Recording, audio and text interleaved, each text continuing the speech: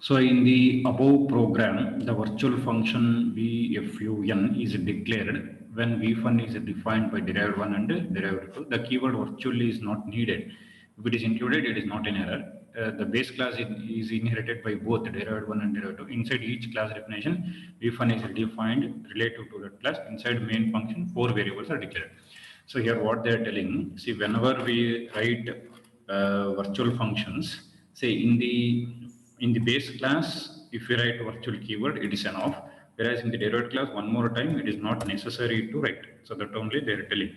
Okay, it is understood that it is a virtual function, and we are changing the code of that function. That means we are redefining. We are redefining that. We can say it is here. It is redefined. So redefined means changing the actual code. So in the base class, this is base v1 message. In the derived class, I'm changing to this is derived one's v1. In the derived two, I'm changing to derived two's v1. So we are changing the functionality of function v1. So when we are changing, so we don't need to write keyword virtual. Okay, but in addition to that, one more thing they are telling, even if we write, it is not error. So if you don't write also, it is not error. We write also, it is not error. Okay, next. So it is not the base class is inherited by both derived and derivative. Inside each class definition, v1 is redefined relative to that class. Inside main functions, 4 variables are declared. See, these are the 4 variables they are declaring. So what are those 4 variables? We will see. Okay, see, p variable. P variable means base class pointer. Okay, because in the program I'm using the symbol star. So how we have written is base star p. Like this we have used, right? And base star p. Okay, that is small letter p. So it is called as base class pointer. So class name is base. So with small letters, base star p. So variable name. So it is called as base class pointer. Next, object of a base. So I have used it in this way. Base b. Okay, it is object of a base. See, for b you should not call base class pointer. It is called as object because I have not used star symbol here. If star symbol is there, you should call base class pointer, or else you should call normal object. Okay. Then coming to the derived, so this is the object of derived because we have written the statement like derived d1. Okay, so derived d1, so it is called as derived object of derived one. Similarly, derived d2. Okay, it is called object of derived 2. So in this way we have used. So b is a base class pointer, b is an object of a base class, d1 is the object of derived 1 class, d2 is the object of derived 2 class. So in these are the statements what we have used in the program. Okay, so these are the variable names. Okay, p, v, d1 and d2. Okay. Next, see the pointer p is assigned the address of the pointer p is assigned the address of p, and v1 is called via p. So what we do, address of b we are copying to p because p is a pointer variable. Pointer variable stores the address of another variable. So here another variable what we have to consider is b, d1 and d2. B or D1 or D2. Okay. So first time I will consider B. So P equal to ampersand B. So P as assigned address of B, V1 is called via P. Since P is pointing to an object of type base, the version of V1 defined in base class is executed. So here, see we have 3 functions. V1, three functions with the same name. So one in base class, another is derived 1, derived 2. But whenever I write p arrow mark v1, so compiler should not get confusion. That means which function I should call. Because in 3 classes also same function name is present. Depending on this statement, it is called.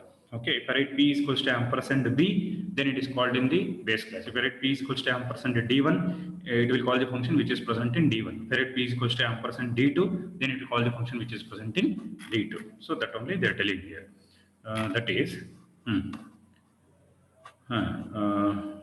So since P is pointing to an object of type base, the version of V1 which defined in the base class is executed. Next, P is set to the address of D1. So again V1 is called by using P. This time P points to an object of derived D1. This causes V1 defined in derived 1 to be executed. Finally, P points to the P is assigned the address of D2, and P arrow mark V1 causes the version of V1 redefined in derivative to be executed. So if you say P is equals to ampersand B, then it will call from the base class.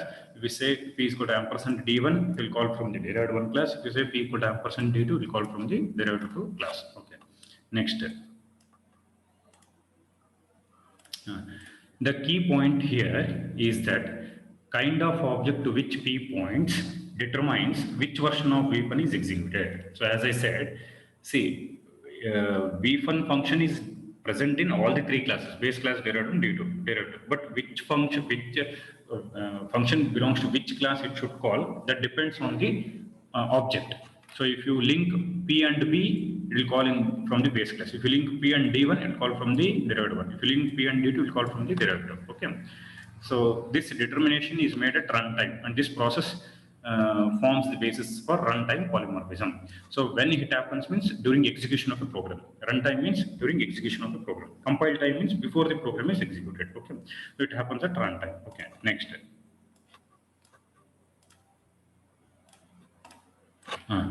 So we can call a virtual function in the normal manner by using an object's name and dot operator. It is only when access is through a base class pointer or reference that runtime polymorphism is achieved. For example, d2.vfun calls the derivative to vfun. See what they are telling in this statement is like, so instead of using pointer variable and calling the function, normally also we can call. So normally means you see here in the main function, if you observe in the next program, base B, there is no pointer variable. Next, b.vfun, d1.vfun, d2.vfun. That means B is an object of base, d1 is the object of derived 1, okay, d2 is the object of derived 2. Okay, so in this way also we can call the virtual function. Then why did we call, why we have written previous version? So if we can call like this, then why we have written previous thing means from that we can achieve runtime polymorphism. Okay, see, we have to look at this sentence. We can call a virtual function in the normal manner by using object and a dot operator. It is only when access is through a base class pointer or reference that runtime polymorphism is achieved. So if I want to say there is a runtime polymorphism concept in this program, then you have to use this type of coding. You write the pointer variable, normal objects have to write. First time you have to say P is equals to ampersand B for base class. Next again P is equals to ampersand D1. Next P is equal to ampersand D2. Each time you have to say P arrow or V1. So when you write this much of code, that means this type of code, then you can say there is a runtime polymorphism. Otherwise, see, simply if I write, if I don't want to write this statement, and if I write B dot V1, this also works. Okay, it is not an error, it works, but it will not achieve runtime polymorphism. So we cannot say it is a runtime polymorphism. Virtual function is there, but not runtime polymorphism. Okay, that only they are telling here. That is, see for example, d2.v1 calls the derivative to v1. So here we have done. So b is the object of base, d1 is the object of derived 1, d2 is the object of derivative. So b.v1, d1.v1, d2.v1. So you observe in this diagram. So b.vfun. So vfun function is called from base class. d1.vfun. Vfun function is called from derived 1 class. d2.vfun. Function is called from derived 2 class. Depending on the object. B is the object of base class. D1 is the object of derived 1 class. D2 is the object of derived 2 class. So only when I say b.vfun, it will call from the base class. If I say d1.vfun, it will call from the derived 1 class. If I say d2.vfun, it will call from the derived 2 class. But runtime polymorphism is not achieved. Okay, next.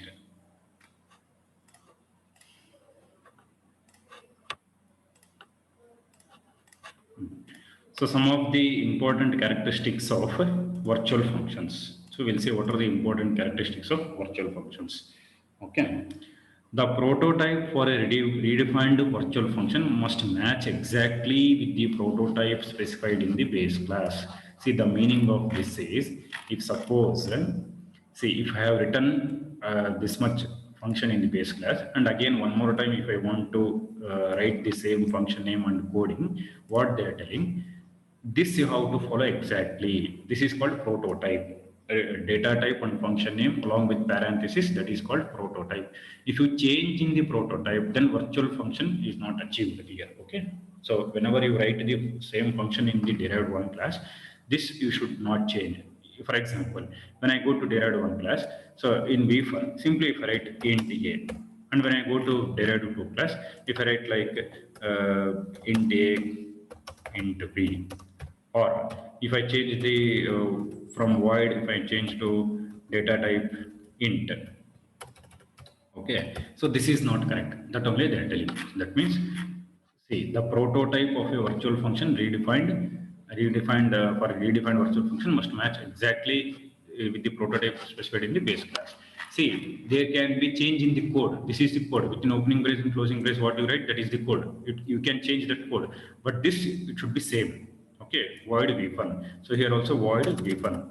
So there should be no change in return type, function name, and parameters. If there are no parameters in the base class, you should not write any parameters in the derived one classes. Here also, void vfun. Here you should not change. Okay. So in interview you may get the questions. What are the properties of virtual functions? Okay. Next property. When a virtual function is redefined, all aspects of a prototype must be same. That it is said in first point only. If you change the prototype when you attempt to redefine the virtual function, the function will simply be considered overloaded, function overloading by the C++ compiler. So what they are telling is, if suppose if you change the prototype, that is not called as virtual function, it is called as function overloading. Okay. For example, so in this program, in the derived 2 class, if I change to int a, then in the derived 1 class, if I write like int a, then int b, then what we can say is there is a function overloading, but it is not a virtual function. So we can say there is a function overloading because function names are same, different parameters we used, different parameters and different type of different number of parameters we have used. So it is called as function overloading, not virtual function. So that only they are telling here. That is, if you change the prototype when we attempt to redefine a virtual function, the function will simply consider it as overloaded. Overloaded means function overloading. So concept of function overloading is same function name with different number of parameters or different data type. Okay. Next, virtual functions must be non-static members of the classes of which they are. But non-static means you should not use the keyword static. See, in Java we come across static. So static. This keyword you should not use. If you use this keyword, it is called a static member function. If I don't use static keyword, it is called as non-static. So what they are telling, virtual function must be non-static. That means you should not use keyword static. The keyword virtual can be used, but you should not use keyword static. Okay. Virtual functions cannot be friend functions. So the meaning of this is, again, when you write virtual functions in the base class, you should not use the keyword friend. So if you use the keyword friend, it becomes friend functions. So we have discussed about friend functions. So if you use keyword friend, it is friend functions. If you use keyword static, it becomes static functions. So it should not be static function and it should not be friend function. That means it should be non-static function and also it should be member function. It should not be friend function. Okay. So keyword static, keyword friend should not use in virtual functions. Constructors cannot be virtual functions, but destructors functions can. The meaning of this is, say if I want to write a constructor for base class here. So how to write a constructor? Class name and function name should be same. So base is a class name, so which is same as the function name. Okay, so this is the constructor. So for constructor, we cannot use the keyword virtual. For constructor, we cannot use the keyword virtual. That will be they're telling. So constructor cannot be virtual functions. You can write a constructor, but you should not use the keyword virtual. Okay, so that will be they're telling here. So constructors cannot be virtual functions, but destructors can. Destructors can means if I write a destructor here. So how to write a destructor? Same thing. Same as the class name with negation symbol. Class name and destructor name should be same. So this is called destructor function. If I write the negation function, so this is a constructor function. This is a destructor function. Understood? So for destructors, I can use the keyword virtual. For constructors, I should not use the keyword virtual. Okay, that is the last point.